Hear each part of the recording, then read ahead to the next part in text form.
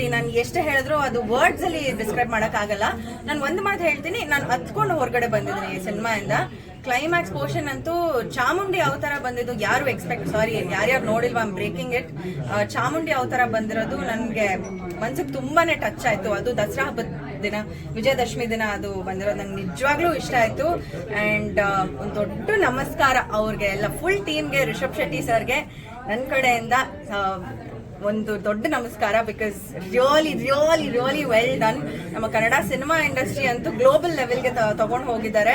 And ಯಾವುದೋ subject ಅಲ್ಲ, ನಮ್ಮ ತುಳುನಾಡಿನ ನಮ್ಮ ಡೆಮಿಗಾಡ್ಸ್ ಅಂತ ಏನ್ ಹೇಳ್ತೀವಿ, ನಮ್ಮ ದೈವನ ತೋರಿಸಿ ಅವರು ಆ ಲೆವೆಲ್ಗೆ ತಗೊಂಡು ಹೋಗಿದ್ದಾರೆ. ನಿಜವಾಗ್ಲೂ ಇದ್ರ ಬಗ್ಗೆ ನಂಗೆ ತುಂಬಾನೇ ಹೆಮ್ಮೆ ಇದೆ.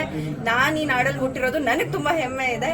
ಅಂಡ್ ನನಗೂ ಆ ತರ ಸಿನಿಮಾ ಮಾಡ್ಬೇಕು ಅಂತ ಇನ್ನಷ್ಟು ಒಂದು ಮೋಟಿವೇಶನ್ ಸಿಗ್ತಾ ಇದೆ. ಸೊ ಎಸ್, ನಾನು ಹತ್ಕೊಂಡಿದ್ದೀನಿ ನಿಜವಾಗ್ಲೂ. ಸಿನಿಮಾ ನೋಡಿ ರಿಷಬ್ ಶೆಟ್ಟಿ ಸರ್ ಅವರ ಆಕ್ಟಿಂಗ್ ನೋಡಿ ಹತ್ಕೊಂಡ್ಬಿಟ್ಟಿದ್ದೀನಿ ನಾನು. ಸೊ ಅಷ್ಟು ಇಷ್ಟ ಆಯ್ತು ನನಗೆ ಸಿನಿಮಾ. ಬಿಗ್ ಬಾಸ್ ನೋಡ್ತಾ ಇದ್ದೀರಾ? ನೋಡ್ತಾ ಇದ್ದೀನಿ. ಬಿಗ್ ಬಾಸ್ ಇಸ್ ಅಂದ್ರೆ ಇನ್ನು ಸ್ಟಾರ್ಟಿಂಗ್ ಅಲ್ವಾ, ಇನ್ನು ಎಲ್ರ ಪರ್ಸನಾಲಿಟಿ ಇನ್ನು ಕರೆಕ್ಟ್ ಆಗಿ ಅದು ಅರ್ಥ ಆಗ್ತಾ ಇಲ್ಲ. ಬಟ್ ಹೋಗ್ತಾ ಹೋಗ್ತಾ ಬಿಗ್ ಬಾಸ್ ಡೆಫಿನೆಟ್ಲಿ ಇಂಟ್ರೆಸ್ಟಿಂಗ್ ಆಗಿ ಹೋಗುತ್ತೆ. ಇವಾಗ ಸದ್ಯಕ್ಕೆ ಒಂದು 3 ವಾರ ಹೀಗೆ ಇರುತ್ತೆ. ಇವತ್ತು ಡಬಲ್ ಎಲಿಮಿನೇಷನ್, ನಿಮಗೆ ಯಾರು ಬರ್ಬೋದು ಅಂತ ಅನ್ಸುತ್ತೆ? ಡಬಲ್ ಎಲಿಮಿನೇಷನ್ ಇವತ್ತು ಯಾರು ಹೊರಗೆ ಬರ್ಬೋದು ಅಂತ? ಯಾರು ಹೊರಗೆ ಬರ್ಬೋದು ಅಂತ ನಾನು ನಿಜವಾಗ್ಲೂ ಹೇಳಕ್ಕಾಗಲ್ಲ. ಇವಾಗ ಯಾರು ಅನ್ಕೊಂಡಿದ್ರು ನಮ್ಮ ಸೀಸನ್ ಅಲ್ಲೇ ಯಮುನಾ ಮ್ಯಾಮ್ ಆಚೆ ಹೋಗ್ತಾರೆ ಅಂತ ಯಾರು ಅನ್ಕೊಂಡಿದ್ರು ಫಸ್ಟ್ ವಾರದಲ್ಲಿ? ಯಾರು ಅನ್ಕೊಂಡಿರಕ್ಕಾಗಲ್ಲ. ಸೊ ಫಸ್ಟ್ ವಾರದ ಎಲಿಮಿನೇಷನ್ ಇಸ್ ಆಲ್ವೇಸ್ ಒಂಥರ ಅದ್ ಹೇಳಕ್ಕಾಗಲ್ಲ. And it is very unfortunate.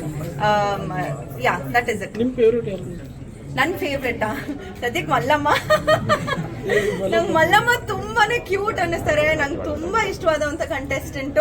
But apart from Mallamma ಎಲ್ರಿಗೂ ಇಷ್ಟ ಆಗ್ತಾರೆ. ಬಟ್ ಅಪಾರ್ಟ್ ಫ್ರಮ್ ಹರ್ ನಂಗೆ ಧನುಷ್ ಅವರು ತುಂಬಾ ಇಷ್ಟ ಆಗ್ತಾ ಇದಾರೆ. ಬಿಕಾಸ್ ತುಂಬಾನೇ ಡೀಸೆಂಟ್ ಆಗಿ ಆಡ್ತಾ ಇದಾರೆ. ನನ್ನ ಫ್ರೆಂಡ್ ಕೂಡ ಧನುಷ್ ಅಂಡ್ ಸ್ಪಂದನ ಕೂಡ ನನ್ನ ಒಳ್ಳೆ ಫ್ರೆಂಡು.